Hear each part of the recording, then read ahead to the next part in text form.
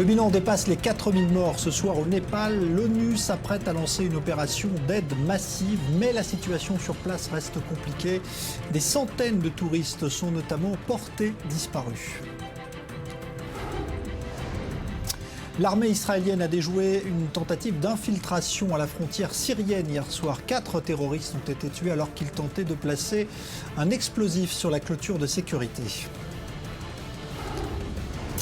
Le Français Serge Atlaoui, toujours en sursis dans le couloir de la mort en Indonésie. Un ultime recours administratif sera examiné dans les jours qui viennent.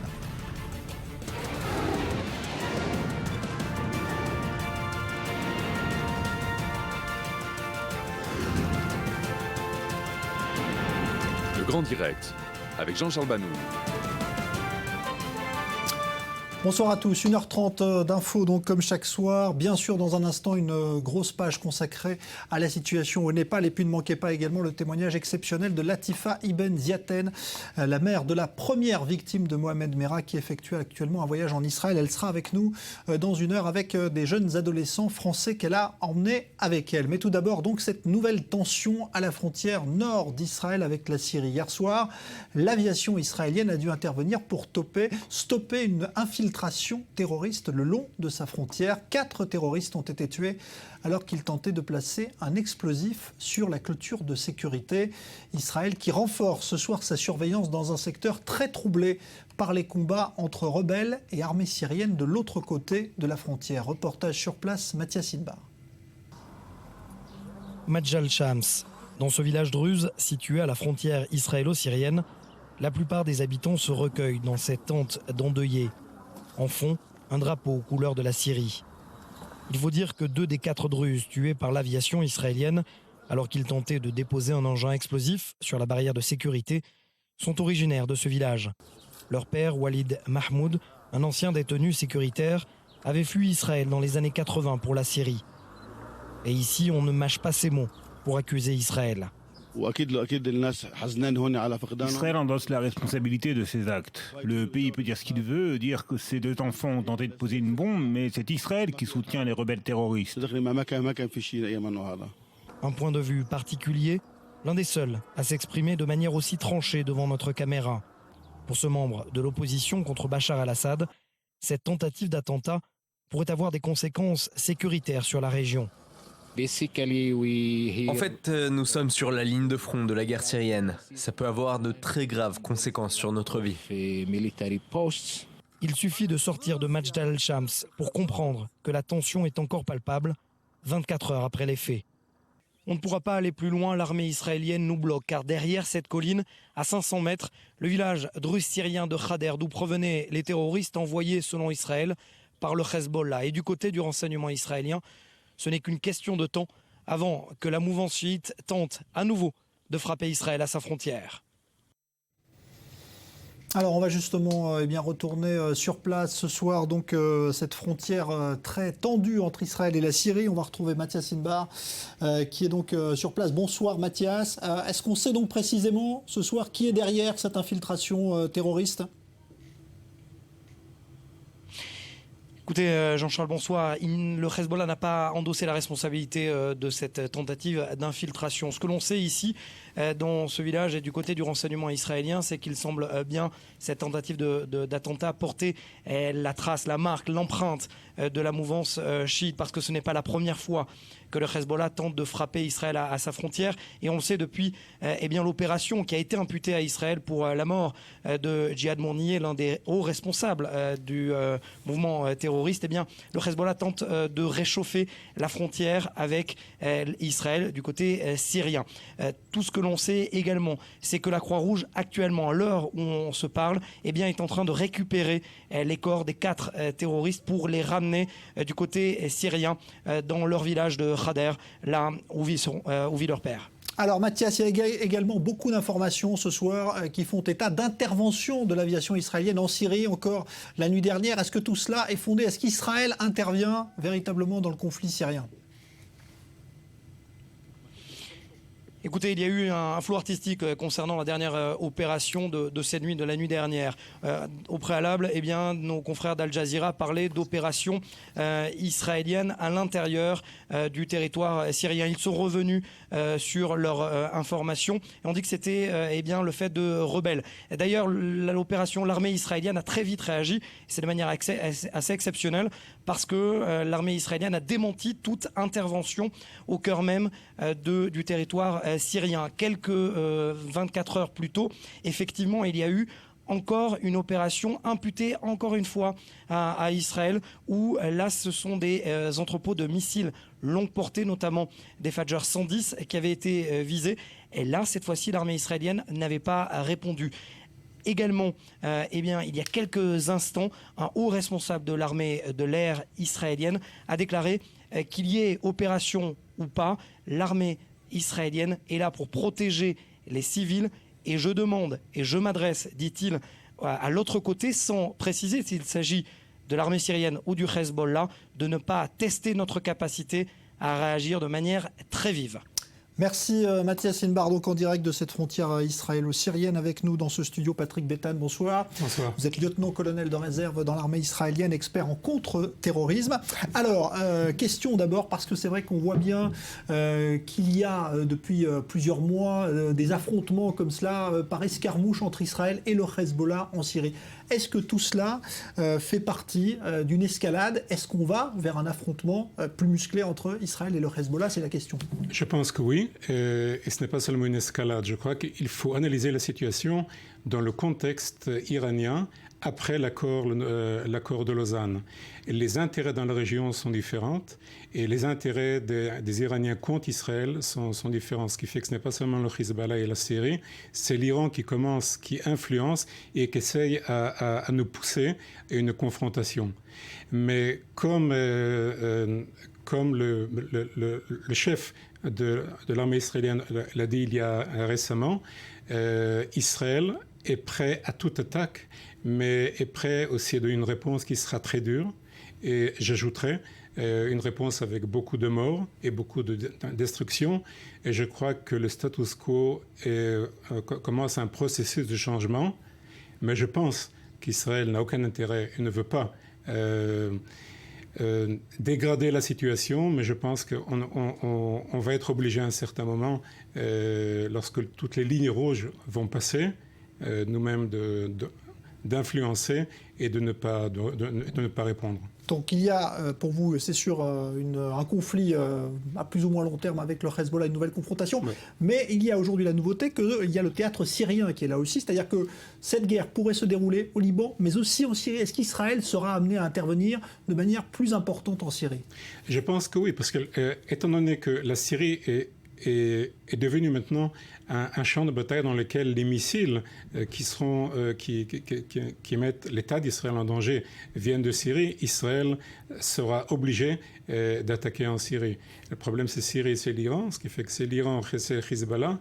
Et si en plus on aurait des attaques, des missiles de Gaza, on sera vraiment une situation qui sera critique. Ce qui fait qu'à mon avis, pour la prévention, Israël, dans le futur, va avoir des réponses bien plus graves. Et ce n'est pas seulement des mots. Ce sont un dernier avertissement avant une nouvelle escalation.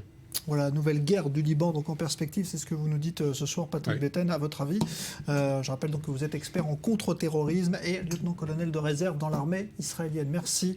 À vous d'être venu en plateau. L'ONU prépare une opération massive d'aide en faveur du Népal. Donc vous ne bougez pas tout de suite, vous attendez juste un instant, Patrick Béthane. Opération donc massive en faveur du Népal après le séisme meurtrier de samedi dernier. Le bilan grimpe chaque jour et l'on atteint ce soir les 4100 morts. Les dégâts sont évidemment considérables, mais l'aide internationale arrive pour l'instant au compte-gouttes en raison de la faiblesse des infrastructures de ce petit pays. Joseph Emmanuel. Le toit du monde s'effondre au Népal et le bilan dépasse désormais les 4000 morts.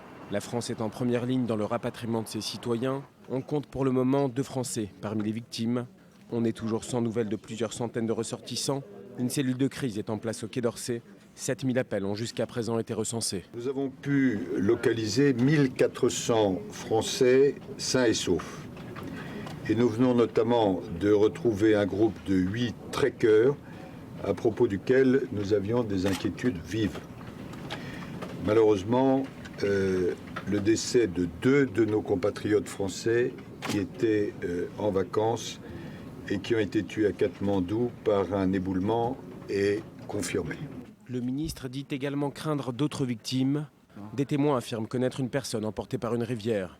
Le tremblement de terre a également déclenché une avalanche sur le mont Everest, où une vague de neige de la taille d'un immeuble de 50 étages a déferlé sur le camp de base. L'ambassade de France a ouvert des points de regroupement sur place. Une équipe d'une dizaine de sauveteurs français est arrivée dans la capitale, à Katmandou. Ils constatent la désolation. En fait, on est là avec les chiens pour tout simplement aller rechercher les personnes qui sont encore ensevelies sous les décombres. Il serait encore des centaines à être ensevelis, dont de nombreux enfants. L'aide internationale met du temps à arriver en raison des difficultés d'accès aux zones sinistrées et l'espoir de retrouver des survivants diminue à chaque heure. Ce tremblement de terre était redouté de longue date mais n'avait pas été préparé. D'une magnitude de 7,8, il est le plus meurtrier que le Népal a connu depuis 80 ans. À l'époque, 3 grandes villes de la vallée avaient été largement détruites, causant près de 20 000 morts. Un scénario catastrophe qui peut se reproduire. Les experts s'attendent à un séisme géant dans les années à venir. Une menace qui vaut pour toute la bordure sud de l'Himalaya, Inde et Bangladesh compris. Alors on va tenter justement de joindre sur place à Katmandou au Népal l'un des guides touristiques, car cette région, on le sait, est très prisée des touristes. Souraj Chakia est en ligne en direct avec nous. Vous m'entendez, Souraj ? Oui, bonjour. Alors Souraj, quelle est la situation ce soir ? Est-ce qu'il y a encore, à votre avis, beaucoup de gens qui peuvent être coincés soit dans des décombres, soit sur l'Everest dans des randonnées qui s'étaient organisées ? À l'Everest, il y a eu l'avalanche. Et donc, vous me parlez de Katmandou ou l'Everest ? Sur Katmandou et sur l'Everest. Sur Katmandou, c'était samedi que nous avons eu vers midi. À midi, en fait, une grosse tremblement de terre de 7,9 magnitude. Et après, il y a eu plusieurs secousses, notamment 3 assez impressionnants. Et il y a une heure aussi, nous avons eu un petit secousse de 6,7. Et on n'a pas d'électricité à Katmandou. Enfin, certaines zones ont commencé à avoir l'électricité, mais oui, c'est un peu... Ça commence à calmer, mais il y a une heure, il y a eu secousse, Donc la terre continue de trembler, c'est ce que vous nous apprenez ce soir en tout cas.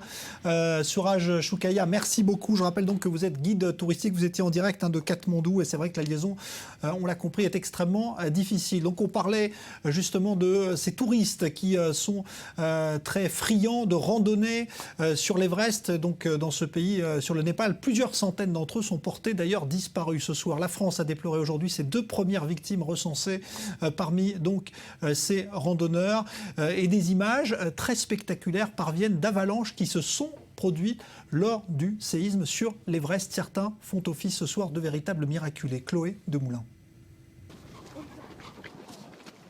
Oh, fuck. Fuck. Fuck. Fuck. Michael Churton s'estime chanceux.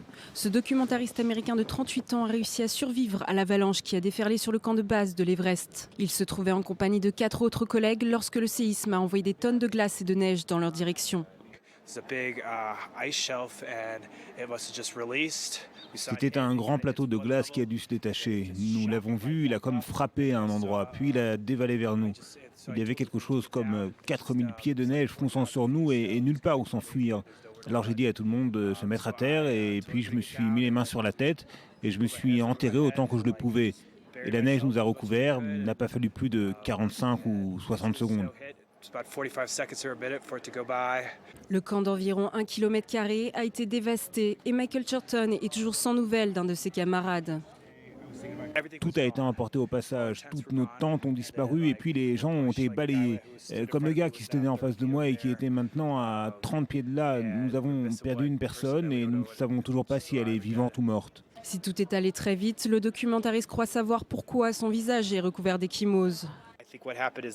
Je pense que c'est soit l'impulsion de la neige ou peut-être l'une de ces choses lourdes qu'on utilise pour se chauffer avec du kérosène. Quelque chose m'a projeté dans les rochers et c'est ce qui a heurté mon visage. Au moins 17 personnes ont perdu la vie dans cette avalanche. Les équipes de sauvetage s'activaient ce lundi sur l'Everest pour évacuer environ 100 alpinistes et guides. Des grimpeurs a priori hors de danger mais encore piégés dans la montagne par les éboulements.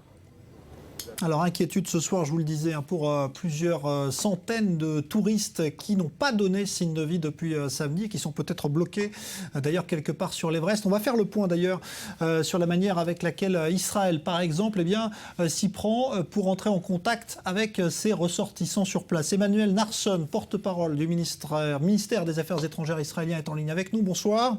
Bonsoir. Est-ce que vous savez exactement combien de ressortissants israéliens sont bloqués ce soir ou portés disparus au Népal? Oui, ce soir, nous avons une idée assez précise du nombre des Israéliens au Népal. Nous savons qu'il y a 490 Israéliens qui sont sur place et dont nous connaissons la position et les coordonnées. Il y a encore 50 Israéliens que nous n'avons pas encore réussi à repérer. Donc c'est en tout 540 personnes. Comment vous y prenez-vous pour justement leur porter assistance, puisque c'est extrêmement compliqué de parvenir sur place? Alors c'est effectivement très compliqué à cause du tremblement de terre et aussi à cause des avalanches qui ont été provoquées par le tremblement de terre. Donc en fait, nous savons qu'il y a des groupes d'Israéliens qui se trouvent bloqués dans des villages lointains et aussi aux abords du mont Everest. Et pour l'instant, malheureusement, nous ne pouvons pas les atteindre. Par hélicoptère, c'est impossible, mais nous faisons tous les efforts possibles et imaginables pour essayer de les amener à Katmandou. Est-ce qu'il y a une inquiétude particulière pour justement des citoyens qui n'auraient pas donné signe de vie depuis samedi ? Alors, il faut dire que parmi les personnes qui n'ont pas donné signe de vie, il est possible et même probable, je l'espère, qu'une grande partie ne l'ont pas fait parce que leur téléphone ne marche pas. Donc, pour des raisons de communication et non pas pour des raisons de détresse personnelle. Néanmoins, nous faisons tous les efforts pour arriver à tous les endroits possibles où ces Israéliens peuvent se trouver afin de les trouver et de les ramener à Katmandou. Dernière question, Emmanuel Narsson. Israël a envoyé un dispositif d'aide humanitaire très important qui est déjà opérationnel sur place ? Non, pas encore. Les avions doivent atterrir très bientôt et j'espère que cette nuit, les équipes israéliennes pourront commencer à travailler pour établir un hôpital de campagne qui travaillera de manière coordonnée avec les autorités népalaises. Merci beaucoup pour ce point complet, Emmanuel Narsson, porte-parole du ministère des Affaires étrangères israélien. L'économie népalaise se retrouve également durement touchée, d'abord parce que des trésors archéologiques et historiques ont été complètement rasés par la violence de ce séisme. Johanna Sitruk. Samedi, le Népal a été frappé par un puissant séisme, le plus meurtrier dans le pays depuis 1934. Sur le terrain, les secours s'organisent grâce au soutien international. Une fois que nous aurons évalué les dommages, avant la nuit je l'espère, nous allons essayer d'obtenir 5 hélicoptères positionnés au-dessus de Katmandou et 5 autres pour la ville de Pokhara.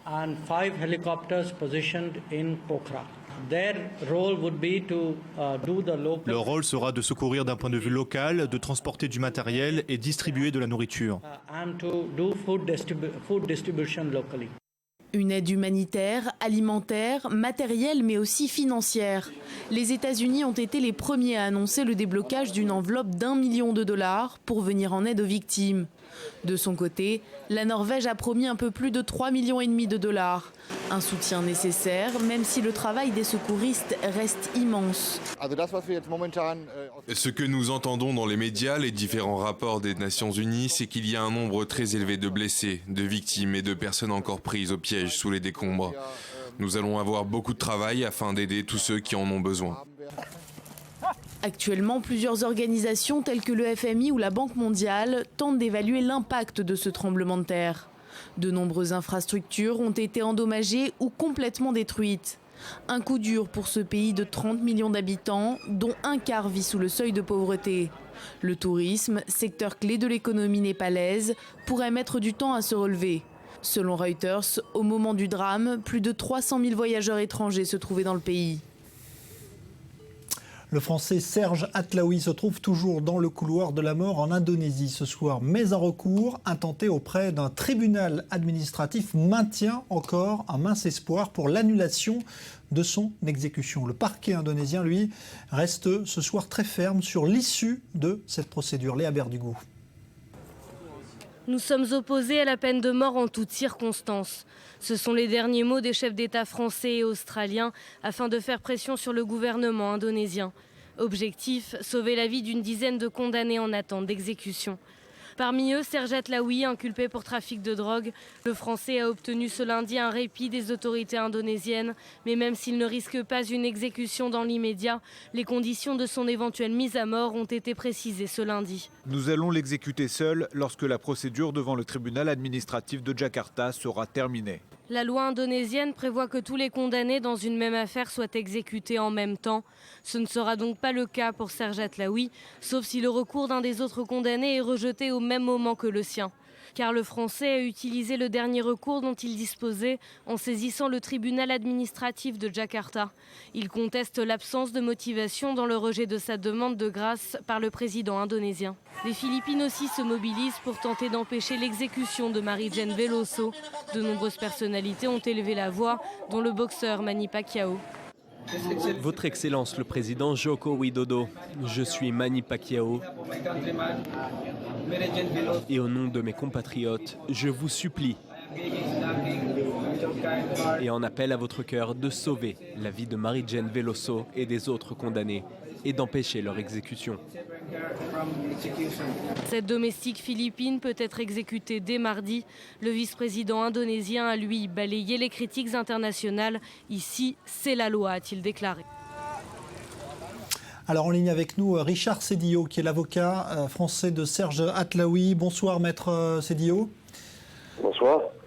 D'abord, l'information qu'on retient aujourd'hui, c'est qu'il y a encore un espoir de pouvoir stopper cette machine infernale de l'exécution de Serge Atlaoui. Oui, c'est effectivement ce qu'on espère, monsieur. En tout cas, ça a déjà été pour nous une grande nouvelle d'apprendre que monsieur Atlaoui n'était plus sur la liste de ceux qui, malheureusement, et j'ai une pensée pour eux, de ceux qui devraient être exécutés très prochainement. C'est évidemment pour nous une grande source d'espoir, même si je tiens à insister pour dire que rien n'est gagné, tout reste à faire encore. La mobilisation doit se poursuivre et nous devons encore tout faire pour sauver M. Atlaoui, qui est toujours condamné à mort, qui est toujours dans les couloirs de la mort, et dont le parquet général, malheureusement, demande toujours l'exécution. Il y a également une autre partie qui se joue diplomatique avec les pressions qu'exerce la France sur l'Indonésie. Est-ce que vous avez l'impression que le gouvernement indonésien peut se laisser infléchir?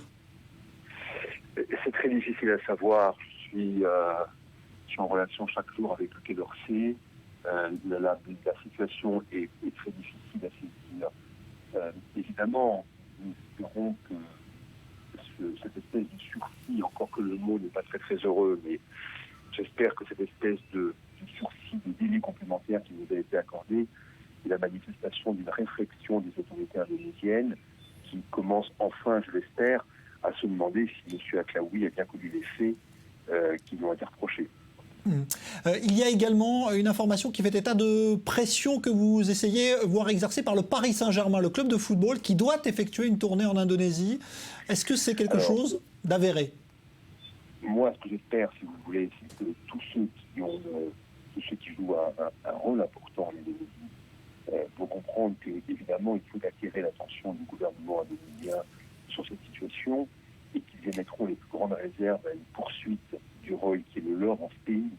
J'espère que les grandes entreprises françaises et européennes vont interpeller le gouvernement indonésien.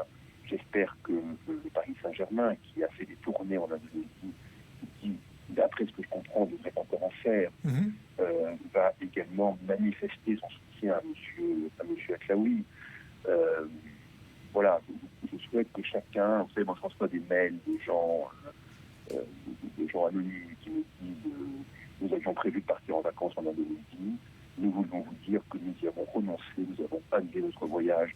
Je sais que certains tour opérateurs pensent à une éventuelle suspension de leurs prestations à destination de l'Indonésie. Il y a aujourd'hui un mouvement très très très fort en France et je pense bientôt en Europe qui est très très émouvant parce que chacun a compris, les gens m'arrêtent dans la rue pour me dire qu'ils ont compris que M. Atlaoui était innocent. Merci. Merci Richard Sédillo. Je rappelle donc que vous êtes l'avocat de Serge Atlaoui. Et le football, justement, on parlait du Paris Saint-Germain en Allemagne. C'est le Bayern de Munich qui est sur la route d'une saison record.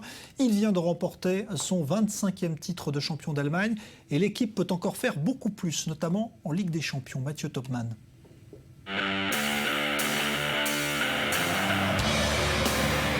C'est à travers leur télévision qu'ils l'ont appris. Les joueurs du Bayern Munich sont sacrés champions d'Allemagne pour la 3e année consécutive. Le premier poursuivant des Bavarois, Wolfsburg, est tombé face à Mönchengladbach. Une courte défaite 1-0, mais une défaite quand même qui donne aux hommes de Pep Guardiola le titre, alors qu'il reste encore 4 journées à disputer. Une saison allemande encore une fois survolée par les Munichois. En 30 journées, ils se sont imposés à 24 reprises pour 4 matchs nuls et 2 défaites. La différence de but est tout aussi impressionnante, 77 buts marqués et seulement 13 encaissés. Un peu plus tôt dans le week-end, le Bayern s'est imposé de justesse face au Hertha Berlin, l'unique but de la rencontre étant signé Schweinsteiger. Pep Guardiola a su compter sur un effectif solide qui ne lui a pas fait défaut. Il peut à présent se concentrer sur la Ligue des Champions où il retrouve son ancien club, le FC Barcelone. Barcelone, c'était l'une des 3 options. Les gens peuvent comprendre à quel point c'est particulier pour moi, pour Thiago, pour mon assistant. J'ai vécu à Barcelone, j'y ai joué. Si je suis ici, c'est parce qu'un jour j'ai entraîné Barcelone. Nous avons vécu beaucoup de succès là-bas. Et maintenant, je suis heureux d'être ici, à Munich. La saison de Bundesliga n'a été qu'une formalité pour le double champion en titre. Alors que le Borussia Dortmund a délaissé les premières places cette saison, Wolfsburg, son remplaçant, n'a fait que très peu illusion sur l'issue du championnat. En tout cas, le manque flagrant de compétitivité de la Bundesliga ne semble pas affecter les résultats européens du Bayern de Munich. On va se retrouver dans un instant avec notamment le témoignage en direct et exclusif du Français qui a été victime d'une agression antisémite. C'était samedi à Saint-Ouen. Il sera en direct avec nous au téléphone. Et puis nous commenterons également les derniers chiffres du chômage en France. Une hausse qui fait franchir une barre de 3 500 000 chômeurs à la France. À tout de suite.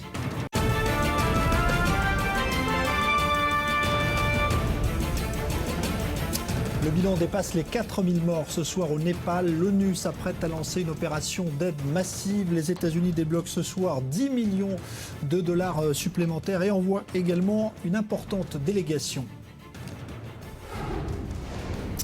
L'armée israélienne a déjoué une tentative d'infiltration à la frontière syrienne. Hier soir, 4 terroristes ont été tués alors qu'ils tentaient de placer un explosif sur la clôture de sécurité.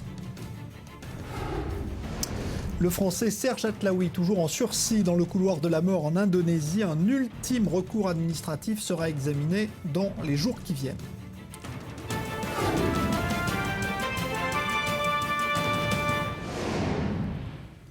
Mise en garde ce soir de la sous-secrétaire d'État américaine Wendy Sherman à Israël. Si le gouvernement israélien ne s'engage pas dans des discussions sérieuses avec les Palestiniens pour une solution à 2 États, il sera, je cite, difficile pour les États-Unis de soutenir Israël à l'ONU. Eh bien, il semble que des discussions secrètes aient lieu actuellement, mais de manière surprenante, Israël discuterait avec le Hamas et non pas avec Mahmoud Abbas. Maxime Pérez. C'était jeudi soir dernier. Le tir d'une roquette palestinienne contre Israël est venu rappeler le fragile cessez-le-feu en vigueur dans la bande de Gaza. Et pourtant, près de 10 mois après la fin de l'opération Bordure Protectrice, en dépit des efforts fournis par le Hamas pour se réarmer, la situation serait loin, très loin même, de l'escalade. Car en coulisses, voilà des mois qu'Israël et le mouvement islamiste palestinien négocieraient dans le plus grand secret des tractations indirectes menées sous les auspices de pays européens mais aussi le Qatar, qui fut longtemps l'un des principaux sponsors du Hamas à Gaza. Les deux parties s'entendraient sur une trêve de 10 ans. L'offre aurait été formulée par le Hamas au début de l'année, soit 3 mois avant les élections législatives anticipées en Israël. Nous attendons l'information du gouvernement israélien afin de promouvoir sérieusement les choses. Des diplomates européens et des membres de la société civile continuent de se rendre dans la bande de Gaza afin de présenter les propositions israéliennes et de transmettre les réactions du Hamas. En substance, voilà ce que conditionnerait un arrêt prolongé des hostilités entre Israël et le Hamas. Le développement d'infrastructures pour alimenter en eau et en électricité la bande de Gaza. La construction d'un port qui conduirait à une levée du blocus maritime de l'enclave palestinienne. Enfin, la reconstruction du territoire, ravagé par 50 jours de guerre l'été dernier. Un processus longtemps retardé par les promesses de dons en partie non tenues par la communauté internationale. Mais aujourd'hui, la donne a sensiblement changé sur le terrain. Depuis le début de l'année, près de 33 000 camions délivré des marchandises à Gaza via le point de passage de Kerem Shalom. 990 000 tonnes d'équipements et de ciment, affirment les autorités israéliennes, qui par ailleurs ont accordé 40 000 permis d'entrée à des habitants de Gaza désireux de se rendre à Jérusalem ou en Cisjordanie. Cet accord global inclurait enfin la remise des dépouilles de 2 militaires israéliens tombés entre les mains du Hamas l'été dernier. En échange, l'État hébreu s'engagerait à relâcher d'anciens prisonniers palestiniens de l'accord Shalit. La plupart avaient de nouveau été arrêtés par l'armée pour s'être livrés à des activités terroristes. Alors on va essayer d'aller un peu plus loin évidemment dans ce dossier qui est évidemment très sensible. Bonsoir Doraven Sapir, bonsoir. Analyste politique sur i24 News. D'abord, est-ce qu'on a ce soir des éléments qui permettent d'infirmer, de confirmer, d'approfondir ces contacts ? Du côté israélien, il n'y a pas véritablement de réaction officielle. Il y a eu un semi-démenti tout de même, mais on sait bien que suite à l'opération Bordure Protectrice l'été dernier, il a fallu négocier indirectement, mais il a fallu négocier avec le Hamas pour établir les conditions d'une trêve. Or, ces négociations indirectes à l'époque n'ont pas abouti, et là, il est question d'une reprise discrète en coulisses de ces mêmes négociations indirectes avec un médiateur qui est, selon certaines sources européen, peut-être allemand, peut-être suisse, et selon d'autres sources, un médiateur qui serait qatari. On connaît les relations très étroites qu'entretient le Qatar avec le Hamas précisément. Alors, l'enjeu de ces négociations, on l'a vu dans le sujet qui nous a été préparé par Maxime, l'enjeu immédiat en tout cas, c'est un échange entre des prisonniers palestiniens qui avaient été libérés dans un premier temps au cours de la transaction Shalit et qui avaient été à nouveau faits prisonniers par Israël et qui seraient libérés en échange de la restitution par le Hamas de 2 corps de soldats tués l'été dernier, le lieutenant Goldin et Oron Shaul, et les corps de ces 2 soldats sont détenus par le Hamas. Et puis dans une seconde période, donc négociation sur une trêve de long terme, 5-6 ans, au cours de laquelle le Hamas devrait faire ses preuves et prouver à Israël qu'il est capable de maintenir l'ordre le long de la frontière entre Israël et la bande de Gaza et d'empêcher les différents groupes salafistes, djihadistes de se livrer à des tirs de roquettes, de missiles, d'obus de mortier sur le territoire israélien. Si cette première phase de test, en quelque sorte, est réussie et convaincante du point de vue israélien, peut-être qu'on pourrait aller plus loin, d'après certaines sources, et négocier les conditions d'une trêve sur le très long terme, une trêve de 10, 20, 30 ans même, et là, bien évidemment, tous les rapports stratégiques dans la région en seraient bouleversés. Ça signifierait qu'Israël opterait pour le Hamas. Ça semble complètement paradoxal comme ça va à projet. l'encontre de la volonté américaine de voir aujourd'hui s'ouvrir des négociations pour une solution à 2 États avec Ramallah.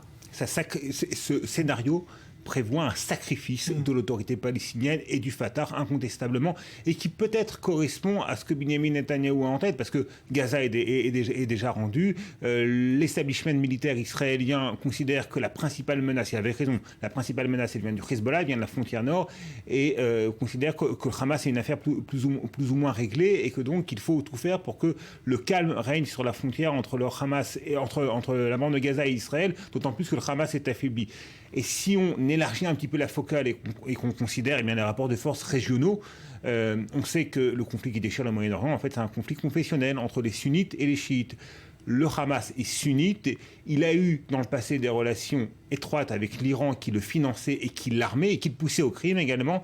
Et c'est ce qu'Israël veut éviter. Il y a des contacts, il y a des tentatives de rapprochement à nouveau, de rétablissement de cette vieille alliance Iran-Hamas. Et peut-être qu'Israël considère que si une trêve est négociée, eh bien, le Hamas serait tenté de tourner le dos à l'Iran et qu'il serait poussé en cela par ces deux bailleurs de fonds actuels que sont la Turquie et le Qatar, dont on connaît l'hostilité à l'Iran. Merci Dror Even Sapir. Et puis j'ajoute que ce soir, le rapport de l'ONU publié sur la responsabilité pour des tirs ayant visé des écoles de l'ONU à Gaza lors de la guerre de l'été dernier, accuse Israël d'avoir ciblé 7 écoles de l'ONU dans la bande de Gaza. Un autre rapport avait également accusé le Hamas d'avoir visé également d'autres écoles appartenant à l'ONU. Pas de réaction pour l'instant côté israélien. Aux États-Unis, début ce soir du procès de l'auteur d'une effroyable tuerie dans le Colorado. En 2012, un homme armé avait fait irruption dans une salle de cinéma où se projetait en avant-première le tout nouveau Batman. Il avait tué 12 personnes dans la salle et en avait blessé plus de 70 autres. Un vrai traumatisme dans tout le pays. Léa Volbert. James Holmes, 27 ans, est accusé d'avoir ouvert le feu et tué 12 personnes dans une salle de cinéma à Aurora, dans le Colorado, le 20 juillet 2012. Ce lundi, après 2 ans de vide judiciaire, son procès est réouvert et entre dans sa phase principale avec les propos liminaires des parties adverses. Au moment des faits, James Holmes était encore étudiant en neurosciences à l'école de médecine de l'Université du Colorado. Ses parents l'assurent dans une lettre adressée au juge. James n'est pas un monstre, c'est un être humain atteint de graves troubles mentaux. Ce 20 juillet 2012, le jeune homme était dans l'une des salles de ce cinéma bondé qui projetait le film Batman The Dark Knight Rises. Au milieu de la projection, en pleine scène de fusillade, James Holmes jette un fumigène avant d'ouvrir le feu, tirant au hasard avec un fusil d'assaut, un pistolet et un fusil de chasse. Il est alors déguisé en Joker, l'ennemi de Batman. C'est avec cette même chevelure orange qu'il se présente quelques jours plus tard au tribunal. Lors de la première audience, les procureurs déclarent qu'il avait largement assez de munitions pour tuer tous les spectateurs. Quelques jours plus tard, son appartement est découvert piégé, rempli d'explosifs amateurs. Il fait face à 166 chefs d'accusation pour meurtre aggravé, tentative de meurtre et possession d'explosifs. Mais James Holmes plaide non coupable pour maladie mentale. Aujourd'hui, 12 jurés ont été sélectionnés pour décider de sa culpabilité ou non. Le jeune homme risque la peine de mort. S'il est jugé innocent pour troubles psychologiques, il sera enfermé dans un hôpital psychiatrique d'État, très probablement jusqu'à la fin de ses jours. On passe à l'actualité économique et le chiffre est tombé il y a moins d'1 heure en France. Très mauvais chiffre pour le chômage au mois de mars, hausse de 0,4%. C'est un cap symbolique qui est franchi. On va en parler. Bonsoir à vous, Johanna Citruc. Bonsoir. 0,4%, c'est un nouveau record pour le chômage au mois de mars. Oui, un triste record. Au mois de mars, donc, la France a atteint les 3,51 millions de demandeurs d'emploi. Donc ça représente, comme vous l'avez dit, une hausse de 0,4% et de plus de 15 000 personnes supplémentaires par rapport à février. Alors maintenant, si on regarde un petit peu plus dans le détail, on voit que l'augmentation du chômage est particulièrement importante chez les jeunes, plus 1% sur un mois. Autre constat, les chômeurs de longue durée sont de plus en plus nombreux. Ils sont aujourd'hui 2,3 millions à être inscrits à Pôle emploi depuis plus d'1 an. Et finalement, la seule petite amélioration, quand on regarde, c'est le chiffre trimestriel. Entre début janvier et fin mars, on compte 9 200 demandeurs d'emploi supplémentaires. C'est une hausse, certes, mais la hausse la plus faible depuis 2011. Alors, globalement, c'est tout de même un nouveau coup dur pour le gouvernement. Oui, depuis l'élection de François Hollande en mai 2012, il n'y a eu que 4 mois de baisse du chômage et sur ces 4 mois, aucun mois consécutif, jamais 2 consécutifs.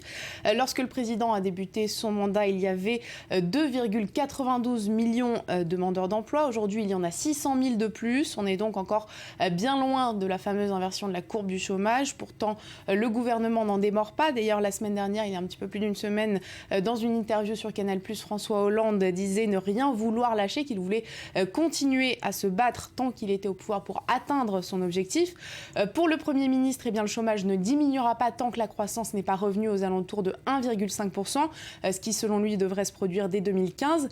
Et quant au ministre du Travail, eh bien, il tablait encore récemment sur une stabilisation du nombre de demandeurs d'emploi avant une régression à la fin de l'année, donc des prévisions qui sont tout de même assez optimistes au vu des chiffres qui ont été publiés ce lundi. Merci Johanna Citruc. On va maintenant commenter, analyser tout cela avec, en direct depuis Paris, Benjamin Coriat, qui est économiste et qui est également coprésident du mouvement des économistes atterrés. Bonsoir Benjamin Coriat, merci d'être avec nous.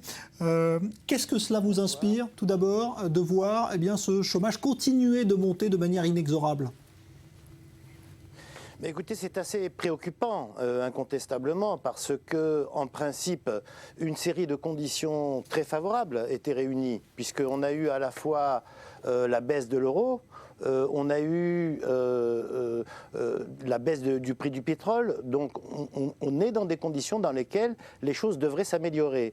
Donc il est un petit peu ennuyeux que la reprise qui s'effectue un peu partout dans le monde, un peu moins en Europe, il est vrai, ne se développe pas du tout en France. Alors justement, est-ce qu'il y a une explication politique à cela ? Est-ce que selon vous, le gouvernement socialiste suit la mauvaise direction ? On lui reproche parfois d'être dans une logique trop libérale. Est-ce que c'est votre cas d'ailleurs ? Écoutez, incontestablement, la vision de ce gouvernement, c'est que pour faire face aux difficultés, il faut donner la main aux entreprises et seulement aux entreprises. Parce que, améliorer la situation des entreprises, évidemment, n'est pas mauvais en soi. Mais tout est fait pour transférer de manière unilatérale pratiquement 50 milliards d'euros aux entreprises. L'investissement public, de son côté, s'est pratiquement arrêté. Et donc, si vous voulez, c'est ça qui est ennuyeux. C'est-à-dire que ce qu'on a, le sentiment qu'on a, c'est que la voie qui a été choisie n'est pas la bonne. Alors justement, aujourd'hui, le gouvernement a annoncé des réformes. Il y a cette fameuse loi Macron qui est censée créer des emplois. Est-ce que vous y croyez ? Est-ce que les réformes annoncées par ce gouvernement peuvent créer les milliers d'emplois programmés ? Écoutez, ça fait 2 ans qu'on nous dit qu'en baissant le coût du travail, qu'en flexibilisant le marché du travail, etc., on allait relancer l'emploi. En fait, c'est pas du tout à ça qu'on assiste. Ce qui manque par-dessus tout en France, et les entreprises vous le diront elles-mêmes, c'est de la demande. Il y a une insuffisance criante de la demande. Alors, vous pouvez baisser le coût du travail, vous pouvez baisser les salaires, dans la mesure où les entreprises n'ont pas de demande, elles n'investissent pas. Et c'est ça la situation à laquelle nous sommes aujourd'hui confrontés. Est-ce que lorsque le gouvernement veut faire appel à cet investissement qui est un peu une sorte de Graal recherché, est-ce qu'il s'y prend de la bonne façon pour vous ? Est-ce qu'il y a aujourd'hui une manière à attirer de l'investissement en France ? Écoutez, d'abord l'investissement international, en termes d'attractivité, la France n'est pas du tout si mal placée que ce qu'on dit. Elle occupe une position qui est tout à fait raisonnable. Alors maintenant, le problème c'est le suivant. Le problème c'est, à partir du moment où l'investissement privé ne redémarre pas, est-ce que le bon moyen de le redémarrer n'est pas de faire en sorte que l'investissement public montre la voie ? C'est-à-dire que si par exemple il y avait de l'investissement public fait dans un certain nombre de directions essentielles, comme celle de la transition écologique, etc., une certaine direction serait donnée et de la confiance serait donnée aux entreprises. Voilà les 2 choses qui manquent. Relancer un peu de demande et donner une direction à l'investissement public. Benjamin Coriat, on voit dans les derniers chiffres du chômage que ce sont les jeunes et les personnes, on va dire, plus anciennes, les seniors qui sont touchés. Comme toujours, ce sont les plus fragiles qui subissent le coût de ces hausses du chômage à répétition. Et oui, c'est ça qui est très ennuyeux dans les chiffres que l'on a, et pas seulement d'ailleurs ce mois-ci, qu'on a depuis plusieurs années, c'est que ce sont d'une part les seniors, les plus de 50 ans, et d'autre part et surtout les chômeurs de longue durée. Nous avons 2 600 000 chômeurs qui ont quitté l'emploi depuis 1 an, et dans un certain nombre de cas depuis 2 ans.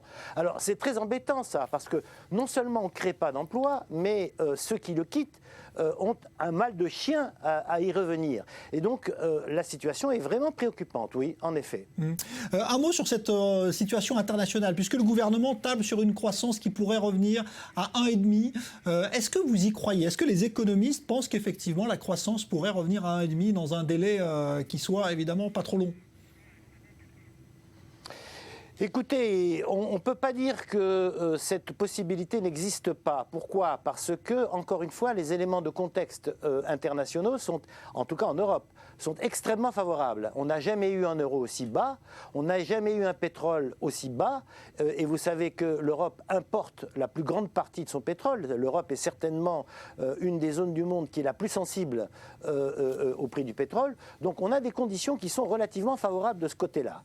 On a par contre quelque chose qui est très défavorable, qui est le pacte de stabilité et dit de croissance qui a été signé en Europe et qui oblige à revenir dans des zones de déficit public extrêmement basses très rapidement. Alors fort heureusement, l'Union européenne a relâché les contraintes là-dessus et permet qu'on ne revienne pas trop rapidement. Donc, si on a l'intelligence de desserrer les contraintes du pacte de stabilité, de la croissance peut revenir. Mais pour autant, ça ne garantira pas le retour de l'emploi. Il y a quand même quelque chose d'étonnant, hein, c'est qu'il y a ce gouvernement qui continue d'afficher un optimisme contre vents et marées, et puis cette courbe qui ne cesse de monter, 3 500 000, une barre fatidique qui est franchie aujourd'hui. Est-ce qu'on est obligé d'afficher cet optimisme béat devant ces chiffres qui s'aggravent? Est-ce qu'il ne faudrait pas changer justement d'attitude là aujourd'hui? Écoutez, je partage votre avis. Je pense qu'il faudrait être plus mesuré en termes d'optimisme. Malheureusement, il se trouve que le chef de l'État a engagé d'une certaine manière son avenir autour de cette idée de l'inversion de la courbe du chômage. Voilà la raison pour laquelle on essaie de tordre les chiffres dans tous les sens en disant que tout ne va pas si mal. Par exemple, le ministre de l'économie, M. Sapin, a dit « Nous assistons à un ralentissement de la hausse du chômage ». Ah, vous voyez comme il y a vraiment de quoi être réjoui. Bon, voilà, donc, si vous voulez, on aurait davantage intérêt à admettre qu'il y a une difficulté de la politique économique suivie, à la changer et à se donner davantage de chances de parvenir à combattre ce fléau. Merci beaucoup pour cette analyse donc en direct depuis Paris. Benjamin Coriat, je rappelle que vous êtes économiste donc, et coprésident du mouvement des économistes atterrés. Après donc la publication de ces chiffres du chômage très mauvais pour la France au mois de mars, hausse de plus 0,4%. Merci à vous. L'Ukraine qui n'occupe plus désormais les unes de l'actualité, mais la situation sur place n'est pas stabilisée pour autant. Un sommet Europe-Ukraine a d'ailleurs lieu depuis aujourd'hui à Kiev afin de décider de l'envoi d'une force internationale de maintien de la paix dans l'est de l'Ukraine où sévissent les séparatistes pro-russes. Léa Berdugo. Le cœur de Kiev penche toujours à l'ouest. Et l'Ukraine entend bien profiter du dernier sommet avec l'Union européenne. Son but, obtenir le soutien des Occidentaux pour un projet de force internationale de maintien de la paix dans l'est du pays. Et pour cela, le président ukrainien a lancé une opération séduction. En effet, les Occidentaux lui demandent des réformes, notamment pour lutter contre la corruption. L'occasion pour les Occidentaux d'enfoncer le clou. Le président du Conseil européen, Donald Tusk, a déclaré qu'aujourd'hui, aucune solution militaire n'était envisagée. Une politique de réforme est la seule solution, dit-il, pour résoudre la crise ukrainienne. D'expérience dans mon propre pays, la Pologne, nous avons dû à bien des égards passer par le même processus, souvent douloureux. Même sans un conflit armé à nos frontières. Mais je peux aussi vous dire honnêtement qu'il n'y a pas de meilleure alternative que les réformes et les sacrifices. L'Europe et l'Ouest valent tout cela. Cette rencontre, sur fond de conflit dans le Donbass et de crise économique en Ukraine, est le premier sommet entre l'UE et Kiev depuis la signature de l'accord d'association en juin 2014. On avait un truc, je te dirai après. L'événement cinéma à Beyrouth. Aujourd'hui, la capitale libanaise accueille pour la première fois la star mexicaine d'origine libanaise, Salma Hayek. Elle est venue présenter un film qu'elle produit tiré justement d'une œuvre libanaise majeure. Joseph Emmanuel. Salma Hayek est à Beyrouth. Elle y présente Le Prophète, un film d'animation qu'elle a produit, un film dans lequel elle prête sa voix à l'un des personnages. Le film est tiré de l'œuvre de l'auteur libanais Gibran Khalil Gibran, L'un des plus illustres poètes et peintres libanais, un homme qui est fier de présenter l'actrice et réalisatrice libano-mexicaine. Je voulais montrer au monde qu'il existe un écrivain arabe qui a écrit de la philosophie et de la poésie, qui a rapproché les gens et les religions et qui a vendu plus de 100 millions d'exemplaires à travers le monde pendant de nombreuses générations. Accompagnée par le réalisateur du film, l'actrice a quitté son hôtel en trombe pour fuir les paparazzis, direction Bécharé, la ville de naissance de Djibran. Une visite éclair, le temps de prendre quelques selfies en toute modestie et toujours avec le sourire. Comme le livre, le film est une œuvre poétique. L'histoire est celle d'un prophète en exil sur le point de partir et qui livre au peuple ses réponses aux grandes questions sur la vie. Des thèmes universels sont abordés, connaissance de soi, religion, mais le fil conducteur reste l'amour. Celle qui a magnifiquement incarné le rôle de Frida Kahlo vient donc présenter une œuvre qui, dès le début, se voulait universelle. Une œuvre conçue comme une lettre d'amour à l'humanité, une œuvre qui se veut un héritage. C'est l'une des manifestations musicales qui fait autorité en France. Le printemps de Bourges vient de commencer et il est placé sous le signe de la musique en provenance du Moyen-Orient. Curiosité.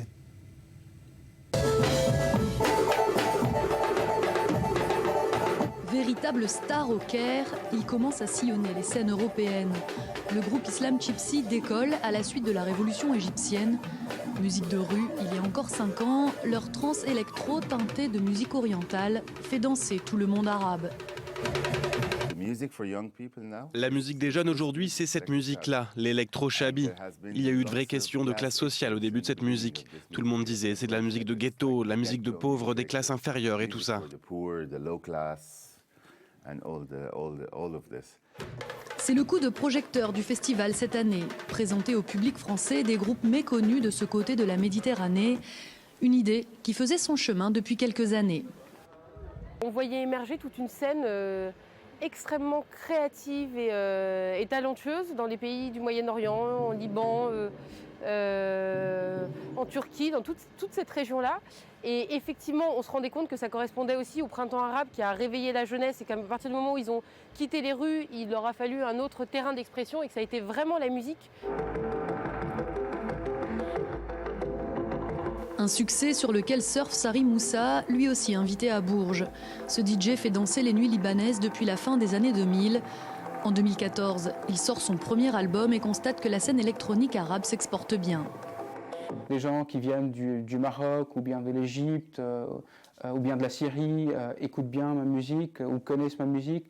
Même chose vice-versa pour quelqu'un du Liban ou pour moi qui écoute la musique de quelqu'un qui vient de l'Égypte. Et donc il y a ce mouvement, mais ce n'est pas aussi développé que j'aimerais que ce soit. Pour faire connaître ses créativités nouvelles, le printemps de Bourges a fait venir 8 groupes moyen-orientaux à découvrir jusqu'à mercredi. À voir ce soir dans l'émission Reportage, juste après le Grand Direct. Un phénomène qui prend de plus en plus d'ampleur dans les pays où cela est autorisé. La pratique des femmes qui veulent devenir mères sans la présence d'un homme. Ça s'appelle l'insémination artificielle et c'est de plus en plus fréquent, notamment en Israël. Reportage signé Marie-Françoise Lantieri, extrait tout de suite.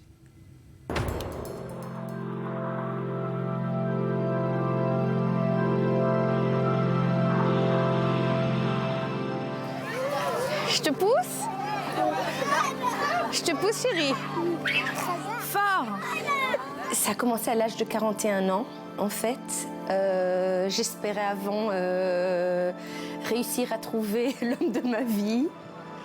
Yatar, viens, reste assis. Non, reste assis. Après, tu iras jouer avec tes amis. J'ai compris que le temps que ça allait me donner de trouver la personne que je désire prendrait plus de temps que de concevoir un enfant. Le docteur Guy Liban travaille à la banque de sperme Asuta à Tel Aviv. C'est elle qui sélectionne les donneurs de sperme et guide les femmes dans leur choix. J'utilise mon intuition. Je demande en général aux patientes ce qu'elles cherchent et comme je connais tous les donneurs israéliens, je peux les orienter vers celui qui leur correspond le mieux. Audrey a dit très tôt à Eviatar qu'il n'avait pas de papa. Elle a eu plus de mal à lui expliquer comment il était venu sur Terre. Je lui ai dit que donc j'avais acheté une petite bouteille de sperme et qu'à l'hôpital, on aidait la maman à devenir enceinte. Bon, il a été étonné, ça on achète. Alors même il m'a demandé si ça valait ou pas.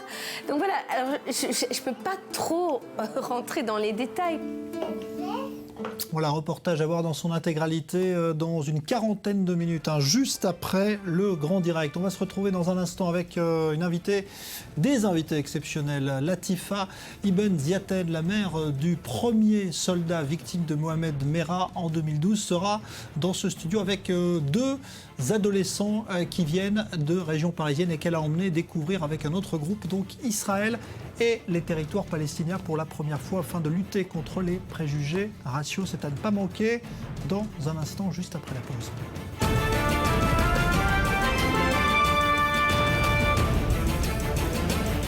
Un voyage inédit qu'a donc voulu et organisé Latifa Ibn Ziaten, la mère d'Imad Ibn Ziaten, première victime de Mohamed Merah en 2012 à Toulouse. Elle a emmené avec elle un groupe de 17 jeunes originaires de la région parisienne pour leur faire découvrir Israël et les territoires palestiniens et les aider à lutter contre les préjugés raciaux. Reportage Julia Galancien. Tel Aviv, terminus d'un voyage d'une semaine en Israël. Objectif pour ces jeunes âgés de 9 à 19 ans, promouvoir un esprit de paix et de fraternité entre les peuples. Après une semaine à travers le pays, ils sont un peu fatigués mais heureux d'avoir découvert une culture de leurs propres yeux. C'est l'heure de dire au revoir aux guides et de faire le bilan. Tous reconnaissent qu'ils ont découvert une autre réalité. Au moment où je suis partie annoncer à mon entourage que je comptais participer au voyage pour aller en Israël, que j'avais accepté, ils ont été très étonnés. Ils m'ont dit tout de suite tu n'as pas peur de mourir, tu n'as pas peur des guerres, de toutes ces confrontations. Et moi je leur ai dit justement je vais y aller, je vais moi-même aller voir là-bas, me faire ma propre opinion. Et puis en arrivant là, c'est une toute autre image que j'ai pu voir. Donc je compte aller là-bas et leur montrer moi ce que j'ai pu voir.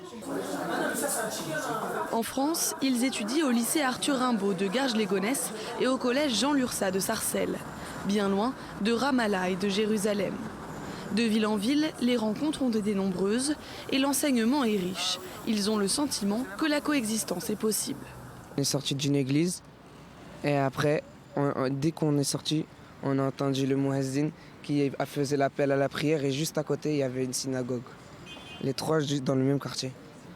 Et ça, qu'est-ce que ça t'évoque ? Ça prouve que même si on n'est pas de la même religion, on peut vivre ensemble. Les 15 adolescents du Val d'Oise ont été choisis pour être des ambassadeurs. Certains n'avaient jamais pris l'avion. Ils ont découvert le musée de Yad Vashem, visité la mosquée Al-Aqsa et l'église du Saint-Sépulcre. Un des moments forts du voyage, un dîner de Shabbat avec une famille juive. Un grand moment de partage et de convivialité. Une grande première pour la plupart des adolescents. Ça va rester gravé. On a passé vraiment... avec une famille, on était 30. Elle a déménagé toute sa maison pour nous accueillir avec le grand cœur. Il y avait sa maman, son papa, sa femme qui est enceinte, qui a tout préparé.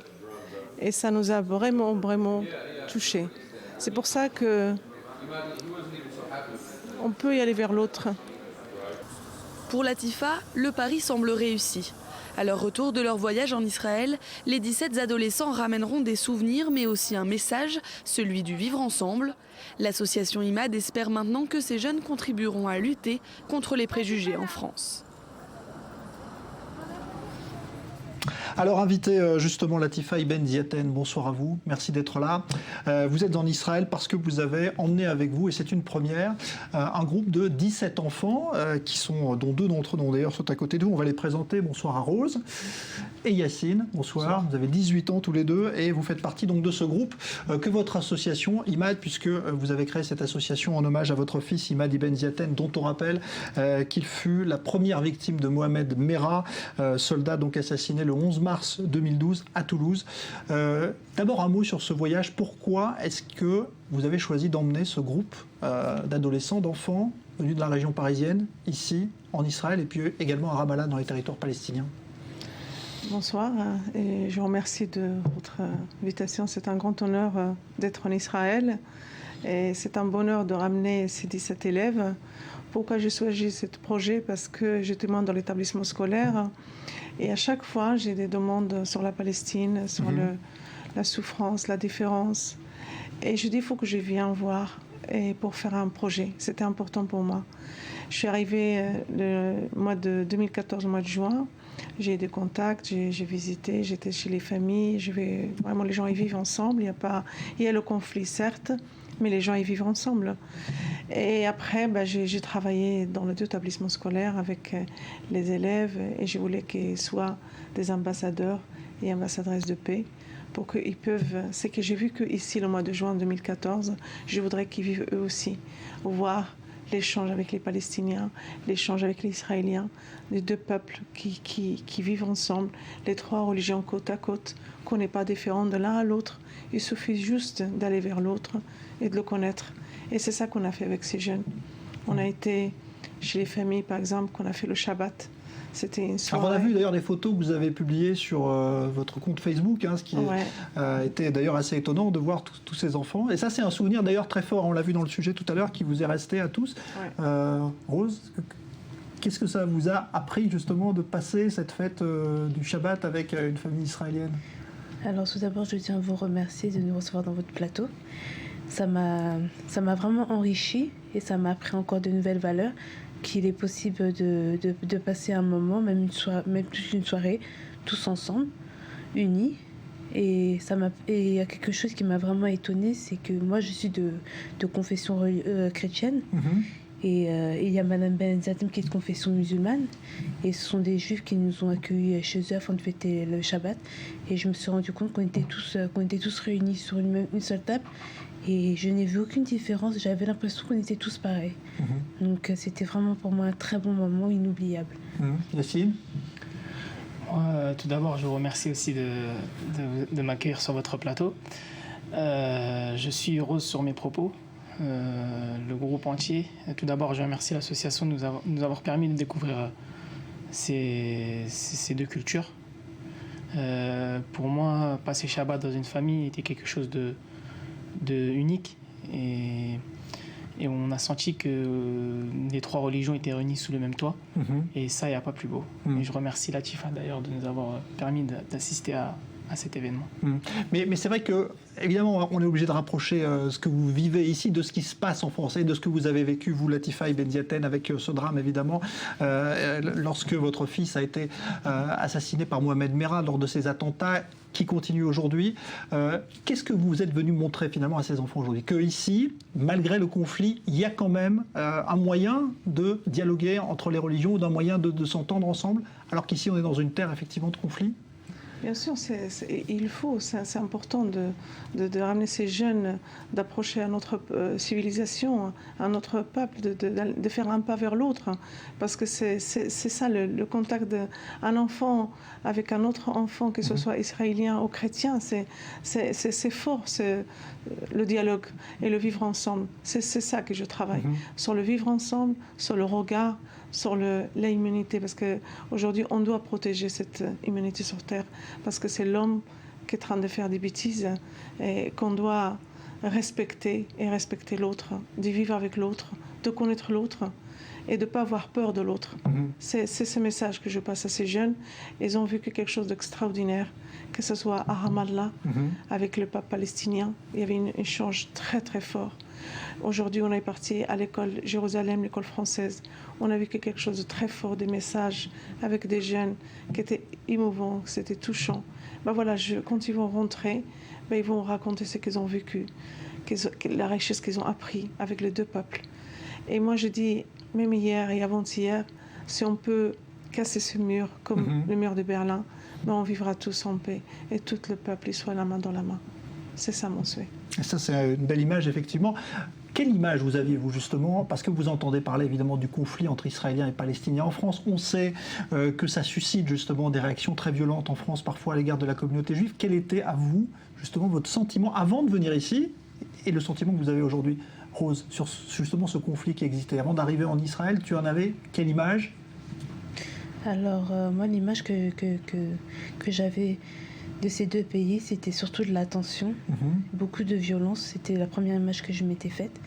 Et justement, ça me faisait même peur le fait de pouvoir venir ici. J'ai pris même du temps à pouvoir donner ma réponse. Mais je me suis laissée tenter, je voulais vraiment tenter le coup. Et en arrivant ici, j'ai été très étonnée. La manière déjà dont nous avons été accueillis déjà à Jérusalem ici. On a pu visiter des monuments. Et je vois que c'est un pays qui est vraiment très riche en religion, en toutes ces choses. Et je suis allée aussi en Palestine. Parce que la Palestine aussi, je pensais que c'était un pays très violent. J'ai vu les informations.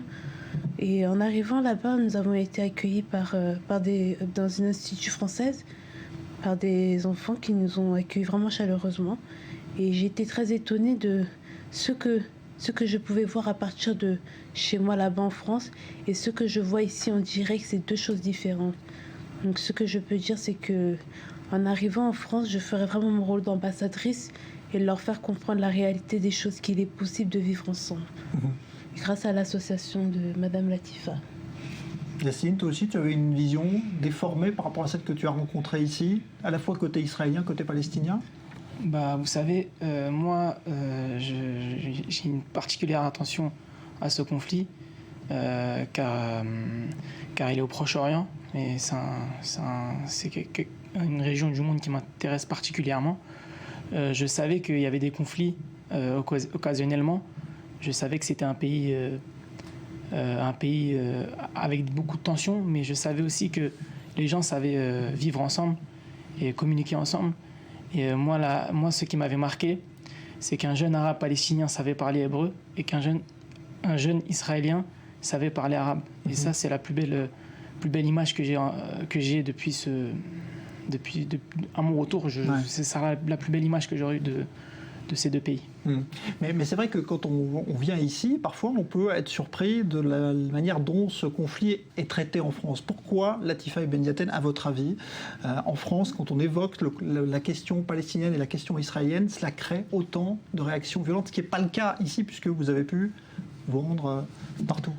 Les médias ils jouent un rôle important et pas bien, parce qu'ils montrent des images sans arrêt. Et nos jeunes d'aujourd'hui, ils sont touchés par le peuple palestinien. Faut le dire, des choses. Parce que quand ils voient des enfants